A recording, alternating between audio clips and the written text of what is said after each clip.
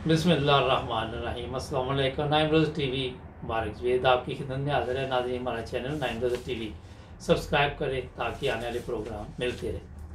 आज स्टूडियो में मौजूद हैं चौधरी नाज़ अहमद नासिर साहब और मुनव्वर अहमद खुर्शीद साहब। मैंने कहा एक प्रोग्राम किया जाए कि इस्लाम में झूठ के मतलब क्या बताया गया और झूठ के क्या नुकसान है। तो आज चौधरी नाज़ अहमद नासिर साहब ने तैयारी की हुई है और ये इत्तेफाक था कि अभी एक प्रोग्राम हमने मुनव्वर अहमद खुर्शीद साहब के साथ किया, तो ये भी इधर ही थे। मैंने कहा आपको भी साथ ही ले लेते हैं।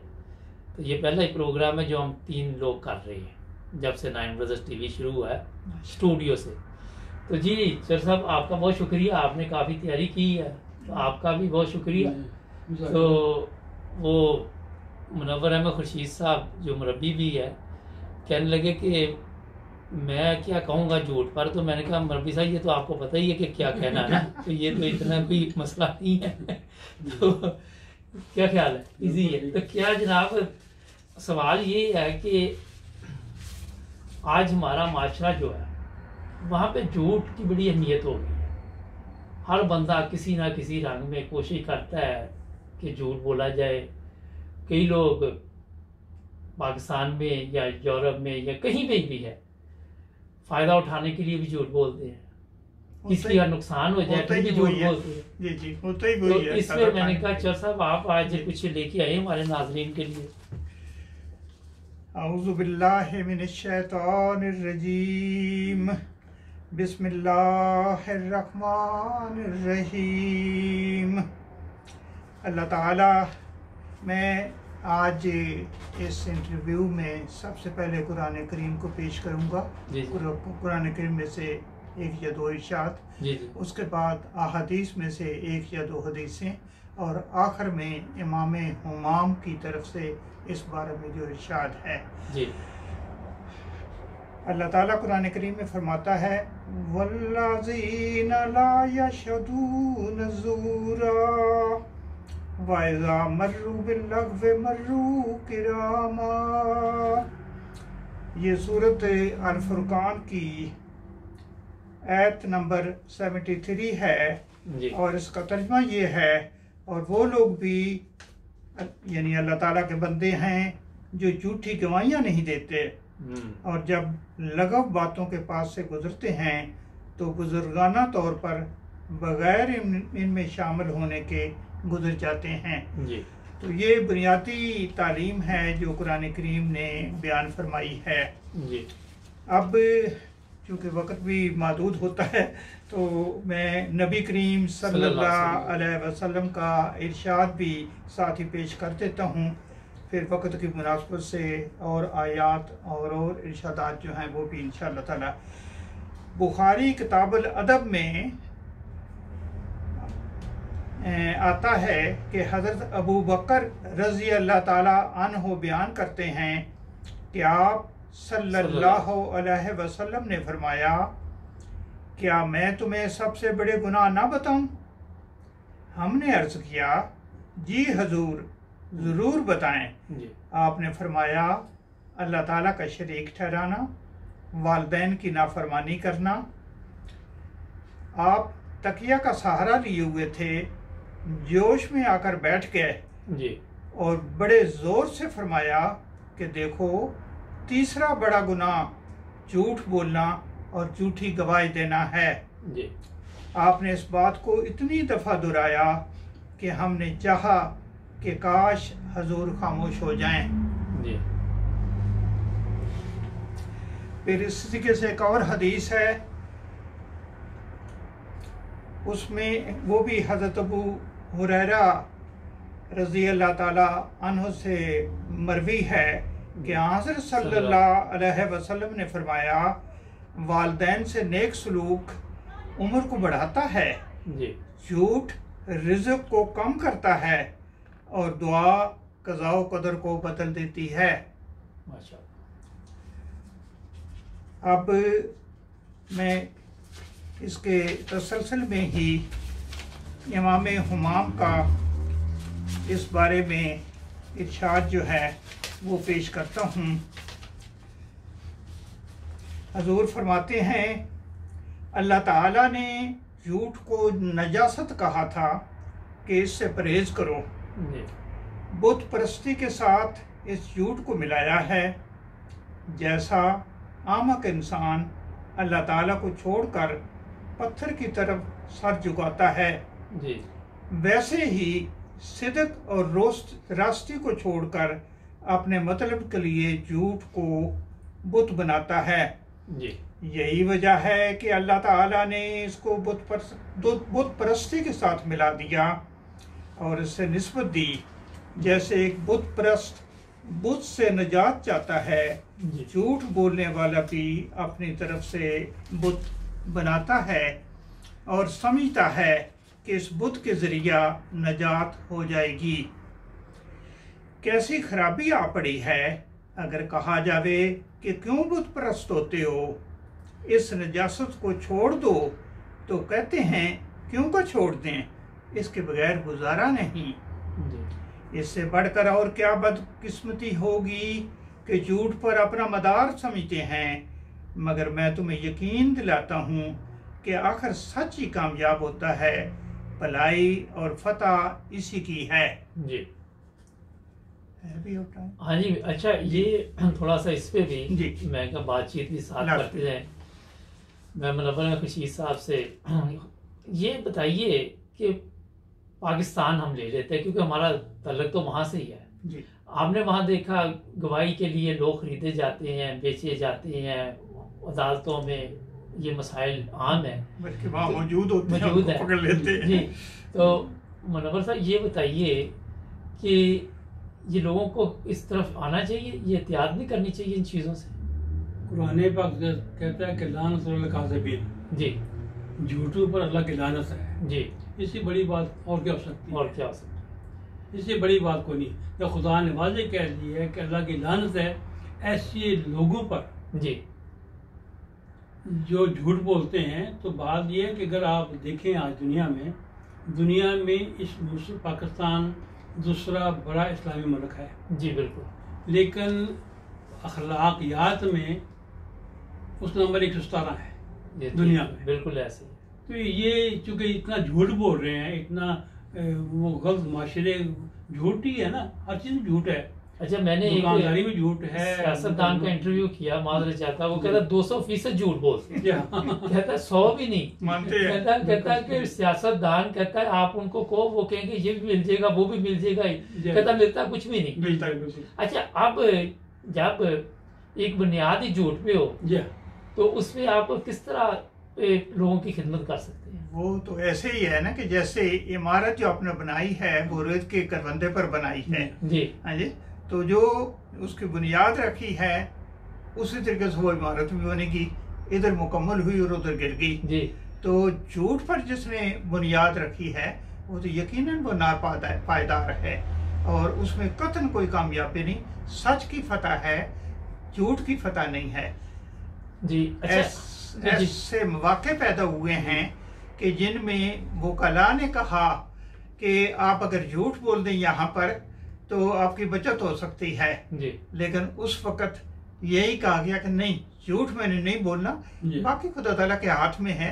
अगर वो सजा दिलवाना चाहता है तो मुझे कोई हर्ज नहीं, लेकिन सच के बदले में कभी सजा नहीं हुई, बल्कि अल्लाह ताला कोई न कोई राह पैदा कर देता है। देखें, ये अजीब बात है जी कि आज के इस्लामिक माशरा में, जी, नॉट मैच पाकिस्तान, बाकी कंट्री में ये हाल है। बिल्कुल ऐसे। जो भी मुसलमान हैं वो अखलाकी गिरावट में ले जा चुके हैं, क्योंकि हदीस में है ना, बिल्कुल पेश गोई थी ना जी, इस्लाम पर क्या जमाना आने वाला है। जी जी। जब इस्लाम के बाद बाकी नाम रह जाएगा ना जी। मुझे याद है मैं अफ्रीका में एक सफीर के पास बैठा हुआ था, ठीक, पाकिस्तानी सफीर के पास अच्छा बैठा हुआ था दोस्त। तो एक आदमी आया वीजे के लिए जी, मुझे वीजा चाहिए पाकिस्तान का जी। तो जो जवाब दिया सफीर साहब ने, आज तक मैं उस पर के बारे में सोचता हूँ। उन्होंने कहा बात यह है कि किसी मुल्क का भी आदमी वीजा दे दो सिवाय इस्लामिक ममालिक के। अच्छा, मैंने खुद ये बात सुनी और वजह जाहिर है कि उनकी जो वो काबिल इत्माद है ही नहीं। वो आकर बातौल करते हैं, शिद्दतपसंदी इख्तियार करते हैं, सीखते हैं, सिखाते हैं। तो मैं सुन रहा था सफीर साहब ने मेरे सामने, पाकिस्तानी सफीर थे, कि आप हर एक को वीज़ा दे दो जो आए हुए हैं, सिवाय कोई भी मुसलमान मुल्क का बंदा ना हो। तो इससे इल्म होता है कि क्या हम कहाँ खड़े हैं। ये बात तो दुरुस्त है आपकी। अच्छा, ये आजकल सोशल मीडिया पे आप देखिए उलमा है वहाँ, हम क्योंकि मजबूरी उलमा ही कहना पड़ता है, पहचान तो उनकी यही है ना वहाँ की। तो वो नासाब आप ये बताइए कि ये हर बात पे लोगों को गुमराह करने के लिए झूठ के अलावा कोई उनको काम नहीं है। असल में जब कुरान करीम ने, जो मैंने आयत आपके सामने पढ़ी है, उसमें ये वाज़ेह तौर पर कहा है कि झूठ से बचो। इसका मतलब वो कुरान मजीद नहीं समझते? वो नहीं समझते हैं, लेकिन उस पर अमल नहीं करना चाहते। अच्छा। वो हमेशा किसी भी मौलवी से बात करें या सियासतदान से बात करें, ये दो ही हैं इस वक्त जो एक लिहाज से पावर में हैं जी, तो वो यही कहते हैं कि हमारा उसके बगैर गुजारा नहीं है। बिल्कुल ऐसे। एमडी ऐसी मिसालें मौजूद हैं कि 4 भाइयों में से एक एमडी और 3 गैर एमडी हैं जी। जी, वो कहते हैं कि हमने एमडी जो कह देगा हम उसको मान जाएंगे जी, और एमडी को वो छुपा देते हैं कि भी ये गवाही ना दे।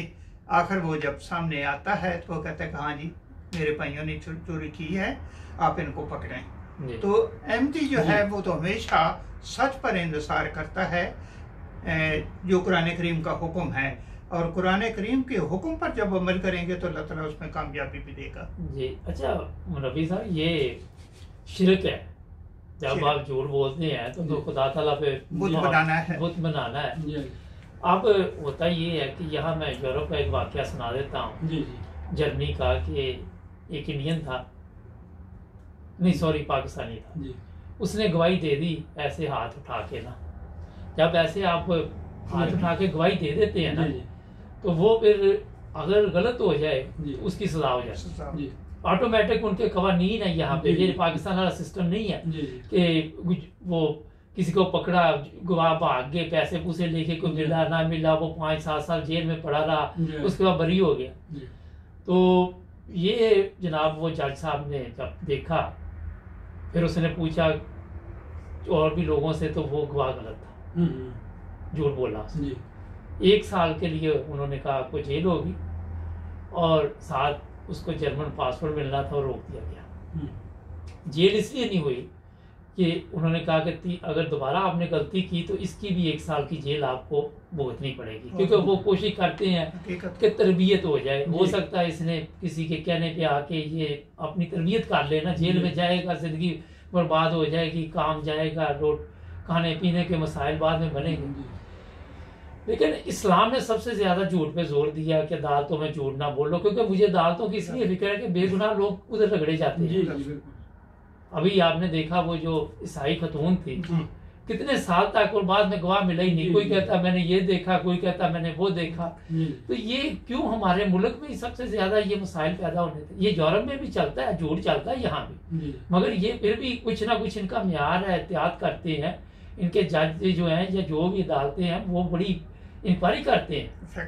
एक दफ़ा मैं पाकिस्तान में एक जमात में गया जी, तो उन्होंने बताया, एक वाक़या सुना उन्होंने, क्या कि हमारे मोहल्ले में एक मस्जिद है जी, मुसलमानों की जी जी। तो वहाँ कुछ मौलवी लोग आ गए जी, कुछ शर्पसंद लोग आ गए, उन्हें हमें खूब गाली निकाली। अच्छा, जमात के लोग बहुत गाली। तो खैर जब सुबह हुई तो जो जमात के शरफा थे, वो करीबी जो उस मोहल्ले में जो थे, जो कह इंसानियाँ थी उनकी जी जी, उनके पास गए, कहा कि सर देखें, हम शरीफ लोग हैं, आप भी शरीफ लोग हैं, हम पुराने यहाँ इकट्ठे रह रहे हैं, कोई लड़ाई नहीं, कोई झगड़ा, ये पुरानी बात है जी। ये 74 के आगे पीछे की बात है, थोड़ी बहुत शराफत होती है। शराफत अब शराफत घूमी, उस वक्त थोड़ी बहुत बोलती थी कभी जी। तो वो कहने लगे कि हम गए, हम कहा सर बात ये है जज साहब के, ये जो कुछ हुआ बड़ा गलत हुआ।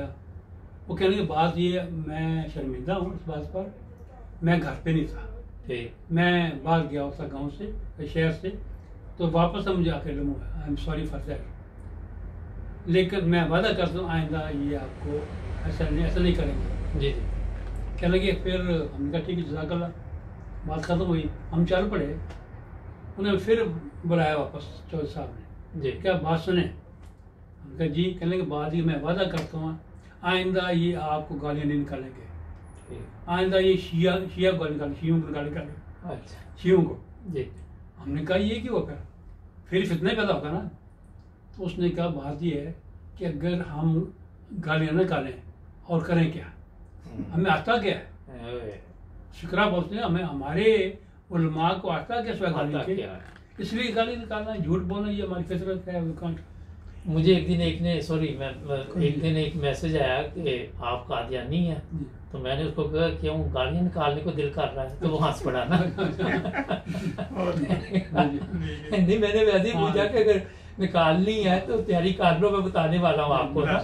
तो मकसद ये होता है कि ये अजीबोगरीब किस्म के लोग हैं, इनके पास जब जवाब नहीं होता या तो झगड़ा वो करते हैं या झूठ बोलते हैं। कादियानी के बारे में एक लतीफ़ा याद आ गया जी, ये बिफोर मतलब ईटी की बात है, जलसा सलाना हो रहा था रबा में ना जी जी।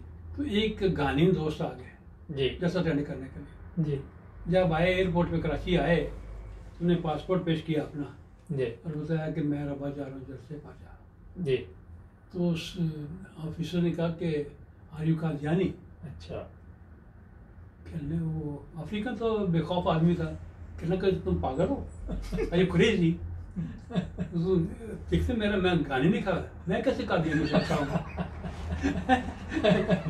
मैं कादियानी कैसे बन सकता हूँ? बिल्कुल, मैं तो गानी नहीं हूँ, मेरा गाना लिखा रहा है मतलब कादियानी मैंने हमें हाँ कादियानी। वो मैंने कल प्रोग्राम कुछ गैर जमात दोस्तों से किए, कईयों को पता ही नहीं है अहमियत का। बिल्कुल सही। वो मरज़ई कादियानी बता के ना उन्होंने पहचान ऐसी बना दी हुई है। हालांकि एक दिन मैंने एक कादियान से दोस्त है, उनका प्रोग्राम किया, तो मैंने वो बोर्ड लगाया कि असली कादियानी से बात हुई। तो वो अब ये है कि ये हमारा माशरा जो है इसकी जो इस्लाह है वो किस तरह होती है।